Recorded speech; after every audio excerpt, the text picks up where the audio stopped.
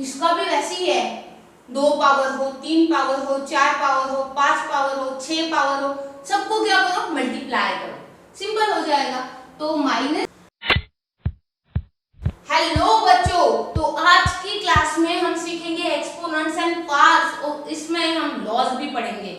लेकिन उससे पहले आपको ये समझना बहुत जरूरी है कि हम इस चैप्टर को पढ़ते क्यों है, ठीक है? नहीं तो आपका भी पोपट हो जाएगा जैसे कि चिंटू का हुआ। देखो, चिंटू मेरी क्लास में एक बच्चा है। अब चिंटू होशियार बच्चा है, ओके, स्मार्ट है। अब ये स्मार्ट क्यों है? क्योंकि इसकी एक एलियन फ्रेंड है, उसका नाम है पिंकी, ओके। इसका नाम क्या है? पिंकी। अब चिंटू को पिंकी अपने नोट्स प्रोवाइड करती है, इसीलिए चिंटू स्मार्ट है। अब चिंटू को एक दिन चिंटू बैठा था पेड़ के नीचे, गाने सुन रहा था वो, ओके। अब पिंकी आई स्पेसशिप में से और पिंकी ने उसको आवाज दी, हाय चिंटू, हाय, ओके।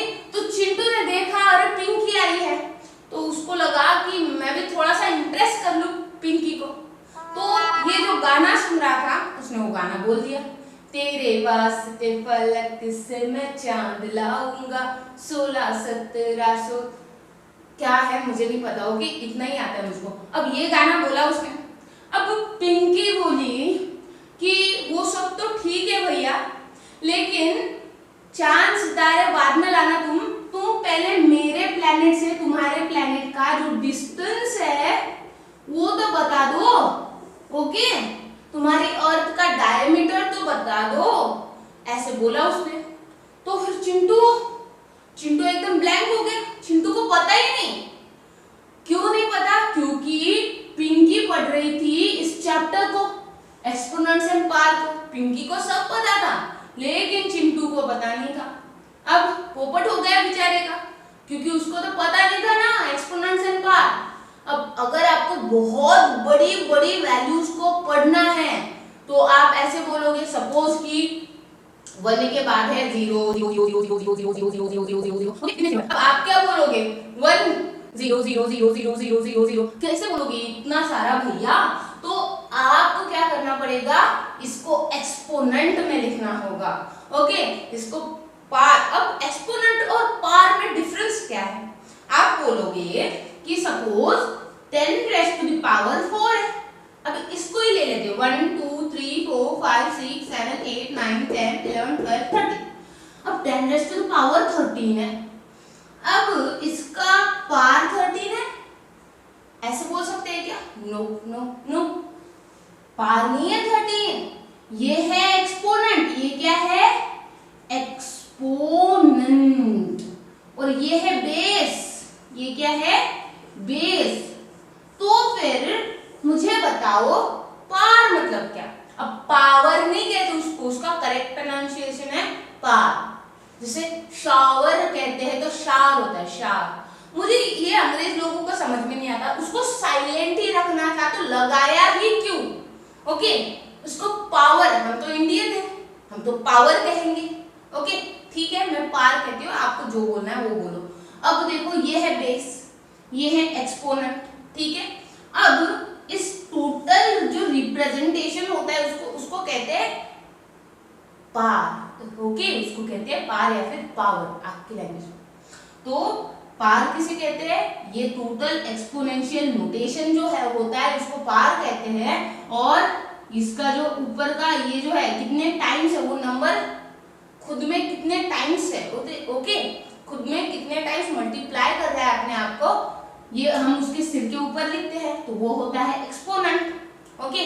और जो नीचे लिखा गया नंबर होता है वो होता है बेस, और इस टोटल रिप्रेजेंटेशन को कहते हैं पावर। समझी हो? तो चलो चिंटू को पढ़ाते हैं कि एक्सपोनेंट और पार होता क्या है, और आप भी इसके लॉज भी समझ लो, ठीक है। तो फिर चिंटू आया मेरे पास में और बोला कि मैम ऐसे ऐसे हो गया, अब मैं क्या करूं? तो मैंने चिंटू को बोला, घबराओ मत बेटा, आप क्या करो, ये जो पूरा डिस्टेंस है उसको पूरी वैल्यूज बताई मैंने, और बोला कि इसको एक्सपोनेंट में लिख दो और उसको बताओ कि ऐसे ऐसे है। तो चिंटू ने ऐसे करा, पिंकी हो गई इंप्रेस, ठीक है। तो चलो फिर करते हैं एक्सपोनेंट्स एंड पावर को शुरू। तो मेरे प्यारे बच्चों, कॉन्सेप्ट को समझो।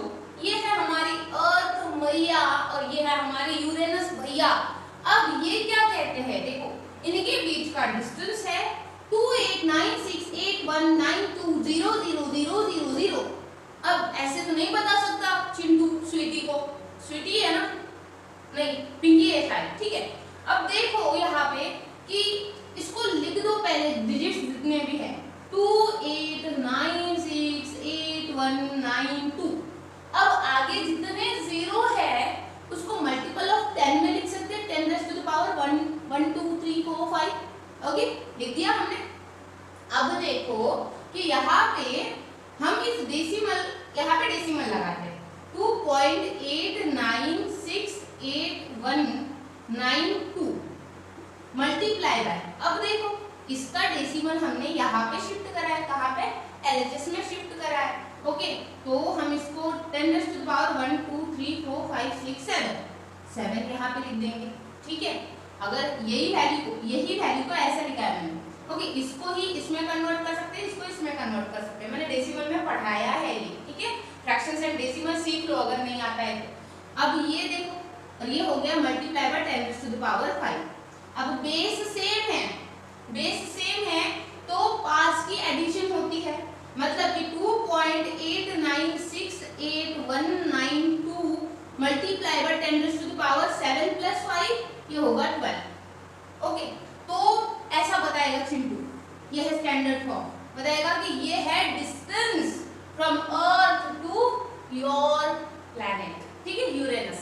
अब यहाँ पे डायमीटर ऑफ अर्थ है 127650000। अब इसको एक्सपोनेंशियल फॉर्म में कैसे लिखोगे, बहुत ही इजी है, सेम यही method 12765 10 raised to the power 3, ठीक है। अब इसी को 1.2765 multiply by 10 raised to the power, कितने डेसिमल लगाने, 1 2 3 4, ओके, और यहाँ पे 10 raised to the power 3 which is equal to क्या हो जाएगा, ये 1.2765 10 raised to the power 4 + 3 4 5 6 7, okay, 10 raised to the power 7 metres. Value क्या है, मीटर्स में, समझे हो इसको, ठीक है। तो ऐसे आप बड़ी बड़ी वैल्यूज को छोटा करके लिख सकते हो, ओके। तो ये है एक्सपोनेंट और पार्ट्स का यूज हमारी रियल लाइफ में, समझो इसको, ठीक है। तो चलो अब laws of exponent and powers सीखते हैं। तो हेलो ना, ओके, बने रहना आपको लास्ट तक के। तो देखो सबसे पहला लॉ क्या है, सबसे पहला लॉ है the product law of exponent. नाम पे मत जाओ, बहुत इजी है।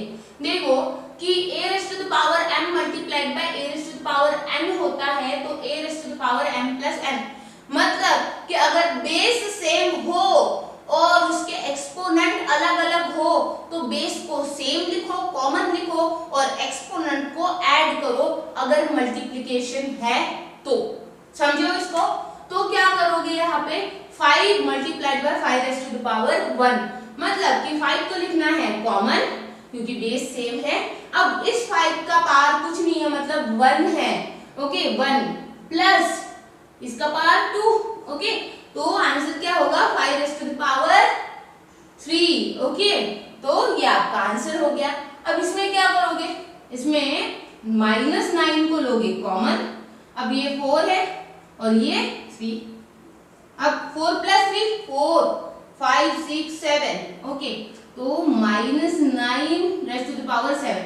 अच्छा, एक मैंने इंस्टाग्राम पे देखा था वीडियो, उसमें ना एक बच्चा था, वो काउंटिंग कर रहा था, तो उसके हाथ के फिंगर्स खत्म हो गए काउंटिंग करते करते, वो अपने पैरों के फिंगर को क्या कर रहा था, काउंट कर रहा था।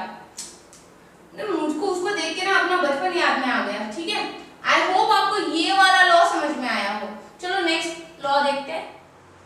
So now see the second law of exponents, quotient law of exponent होता है, ठीक है। अब इसमें 3 केसेस होती है, a raised to the power m divided by a raised to the power n is equal to, अब इसको ऐसे भी लिख सकते हैं, ओके, अपॉन में a raised to the power m upon a raised to the power n।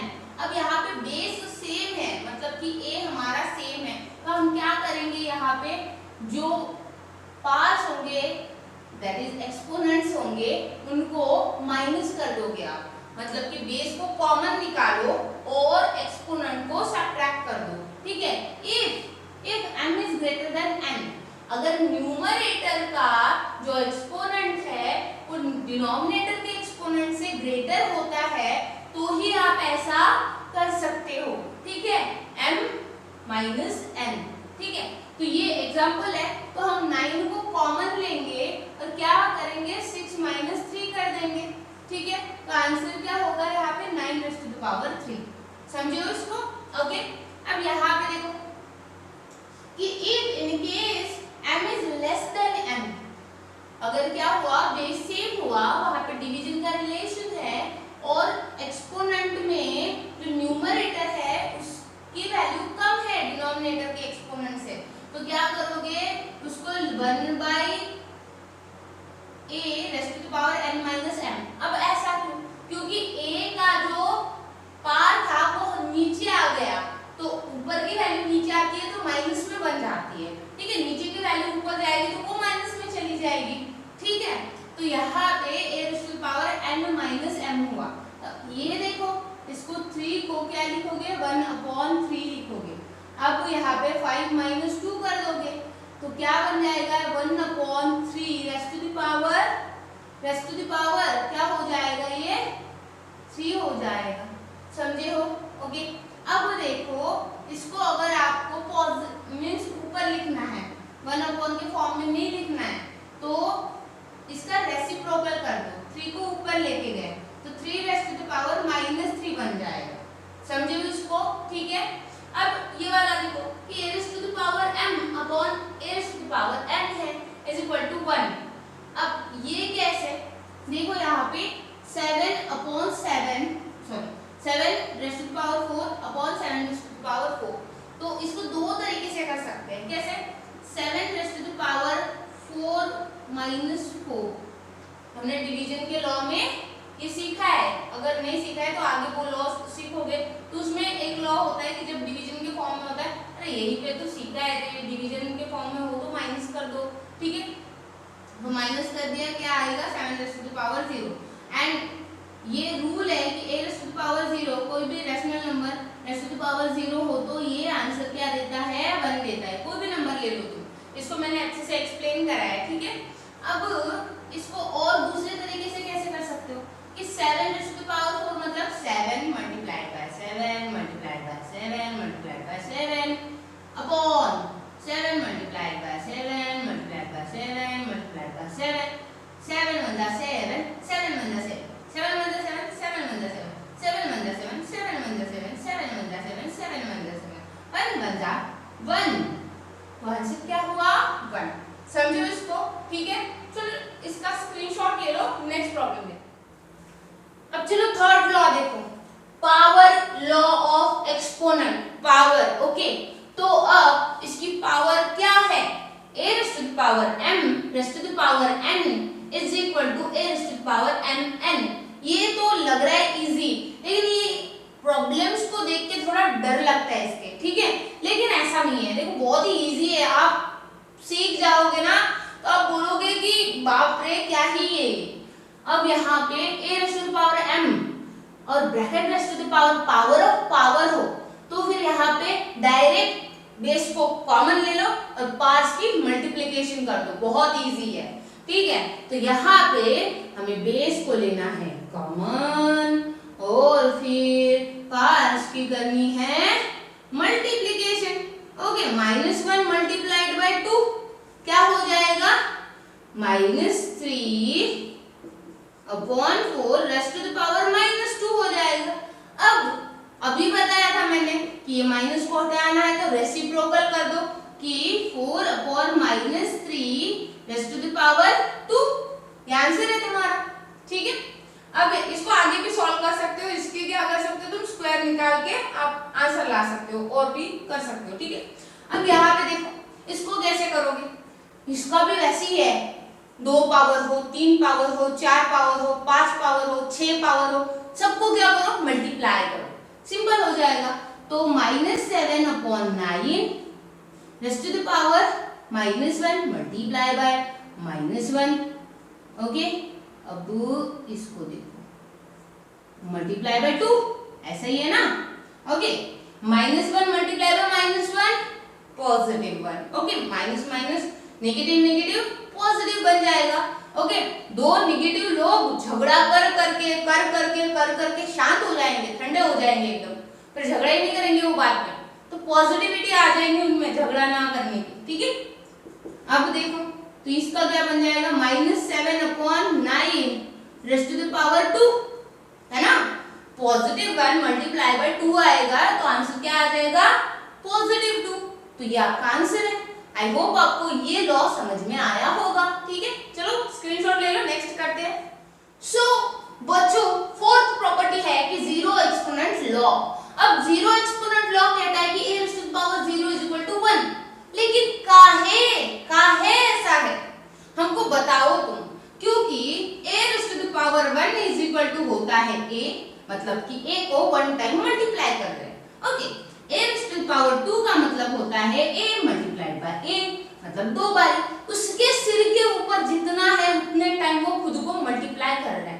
अब 0 है तो 1 क्यों आंसर है इसका आंसर है मेरे पास, रुको जरा सब्र करो। ठीक है, अब देखो इसका आंसर कैसे निकालेंगे। अब मैंने आपको एक प्रॉपर्टी बताई थी, क्या प्रॉपर्टी बताई थी कि a/b raise to the power -1। Okay, अब यहाँ पे सॉरी 1 लिखते हैं, divided by a/b raise to the power 1। अब इसी को क्या हम ऐसे लिख सकते हैं, a/b, बेस को कॉमन लिया और डिवीजन है इसीलिए पास की सब्ट्रैक्शन करी। सिंपल है, जस्ट आपको यूज करना है यही फॉर्मूला इसमें। तो 1/3 रेज़ टू द पावर 0 को 1 - 1 लिख सकते हो, यस और नो? यस। अब 1/3 raise to the power separate करो 1, divided by 1/3 raise to the power -1। Simple है ना। देखो ये इसको ऐसे लिखा तो क्या हम इसको ऐसे नहीं लिख सकते, वही करा ना यहाँ पे, सिंपल है। अब देख कि 1/3 ये इसका पावर 1 है तो इसको लिखा ऐसे। अब डिवीजन है तो मल्टीप्लिकेशन करो और इसको पॉजिटिव करना है, इसका साइन अगर 1 का तो इसका रेसिप्रोकल कर देंगे, 3/1 हो जाए, सिंपल। अब 3 × 3, 1 × 1। ओके, और आंसर क्या आया 1, तो कोई भी वैल्यूज डालो यही आंसर आएगा 1। समझे हो कि a raised to the power 0 = 1 क्यों होता है। आई होप आपको समझ में आया हो, स्क्रीनशॉट ले लो फटाफट, नेक्स्ट पढ़ते हैं। चलो देखो, अब लास्ट के जो 3 लॉज है वो बहुत ही ज्यादा इजी है। फिफ्थ लॉ है नेगेटिव एक्सपोनेंट लॉ। अब नेगेटिव एक्सपोनेंट लॉ मतलब कि एक्सपोनेंट अगर नेगेटिव में है कि a raised to the power -1 है तो हम उसको पॉजिटिव बनाने के लिए 1/a लेंगे, उसको डिनोमिनेटर में लेके जाएंगे तो उसको हम पॉजिटिव लिख सकते हैं। मतलब कि अगर आपके पास में 3 raised to the power -1 है और इसको अगर पॉजिटिव वे में लिखना है आपको तो 1/3 raised to the power 1 लिखा भी और नहीं भी लिखा तो भी चलेगा। ठीक है, 1/3 लिख सकते हैं इसको, ये इसका स्टैंडर्ड फॉर्म है। समझ में आया? ठीक है, अब यहाँ पे देखो इसको कैसे करोगे, a raised to the power, ये अभी पढ़ा है मैंने। Okay, a/b raised to the power -1 है। अब निगेटिव में है तो मैंने बताया था अगर रैशनल नंबर में होगा तो आप क्या करो, इसको रेसिप्रोकल कर दो इसका, तो हो जाएगा। यहाँ पे -1 है, इसका पावर लिखा नहीं मैंने। अगर सपोज -4 -2 -3 होता तो क्या करते हम, उसको लिखते हम साइड में। अगर ये सपोज -2 है तो हम यहाँ पे रेज़ टू द पावर 2 लिखते हैं। सही है, ठीक है। अब यहाँ पे देखो ये क्या कहता है, 6 लॉ क्या कहता है, इसका पर्टिकुलर नेम नहीं है। ठीक है, ये कहता है कि a raised to the power m multiplied by b raised to the power m। अगर बेस अलग अलग है और एक्सपोनेंट सेम है तो फिर बेस की मल्टीप्लिकेशन करो और एक्सपोनेंट को कॉमन लिखो। मतलब कि 5 raised to the power 3 multiply by 2 raised to the power 3 है is equal to 5 multiply by 2, okay, bracket raised to the power 3। तो 2 5 जाए फिर 5 2 जा 10 raised to the power 3, ये आपका आंसर हो गया। ठीक है, अब यहाँ पे देखो ये वाला, इसको कैसे करोगे, यहाँ पे 2 raised to the power 4 upon 3 raised to the power 4 है।